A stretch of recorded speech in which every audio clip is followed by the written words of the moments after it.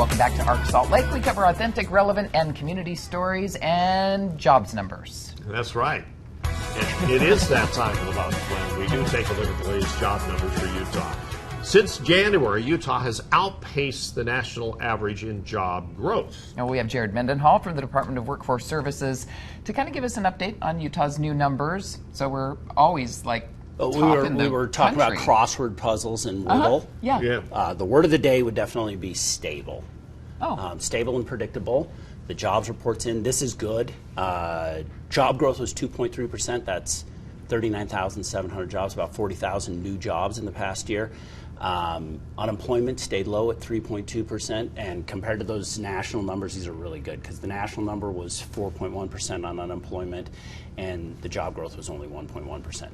We like seeing it stable like that because that gives workers the confidence to continue to spend money, get that car loan, maybe get braces for the kid, thing like that. Actually, consumer spending across the country was up this last month. Yeah. And then employers feel confident to continue to expand and hire new workers. So we're in a good, stable place. That's the picture. That's the snapshot for June of 2025. What area did the best? The best areas that we saw was health and education. So we measured across 10 sectors. We tried to jam all the jobs into 10 sectors. 8 of those sectors showed growth over the past year. Health and education, we did about 16,000 new jobs. Construction continued to build at 6,200 jobs. And then that professional and business services had about 4,700 new jobs. One of the things that we've been really happy to see is that there's been this rebound in leisure and hospitality.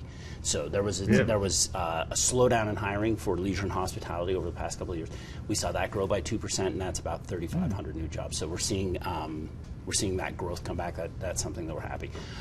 We continue to lose jobs in trade and transportation. A lot of that is in wholesale and retail trade. So these are like your shops, and we lost about 4,100 jobs there. And then there's that catch-all other services. So that's your mechanic, your hairdresser, and we lost about 1,200 jobs there. Oh. Okay, so when you talk health and education, so what would be the health kind of jobs? So those are your doctors, nurses, anybody that's involved in that stuff.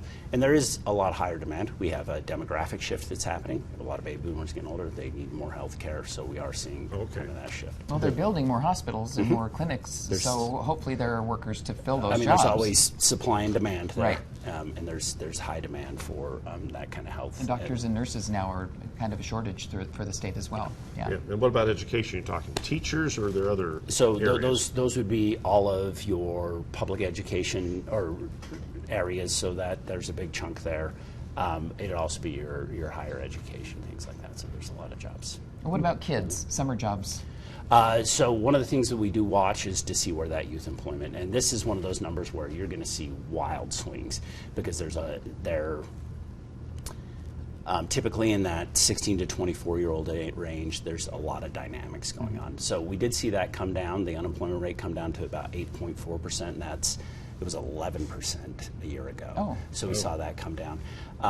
But we're always seeing big fluctuations. So you're out of the labor force when you're in school, and then in May you start looking for a job. Right. So now you've entered the labor force, but you're unemployed. And then in June you get your job and you're employed. And then in September, it's time to go back to school. You're back out of the labor force. So there's a lot of fluctuation in there. And honestly, these can be, if you're a young adult, it can be tough, right? Oh yeah. You're trying to figure this all out. What am I going to do? And if a young adult's out there listening, or you're a parent of a young adult or grandparent of a young adult, there are resources to help you kind of navigate some of those things. And we'd encourage you to come to jobs.utah.gov. We have an apprenticeship program. I love the apprenticeship programs. You don't have to go to that 4-year university. You can start earning that paycheck while you're getting trained. There's a career and education program. And then there's also just those employment specialists. So as you're trying to navigate that, you're trying out different careers, come and talk to one of those employment specialists. They'll show you how to do a job search. They'll help you update that resume, and they'll teach you how to do an interview. Well, for youth unemployment to go from 11 to 8%, is it maybe more families are needing a little help from the younger members of the family, and they're getting jobs to help out a little bit because of the economy? Utah always has a high number of young adults that work, teens and young adults that work. Some of that is due to the larger family sizes in Utah. We have a lot more young people, so they're going to be in the labor force. You know, and we can't pinpoint it specifically to what it is, but it's an interesting thing to watch. And Yeah, to see how 14-year-olds can enter the workforce. in some limited roles. Yeah.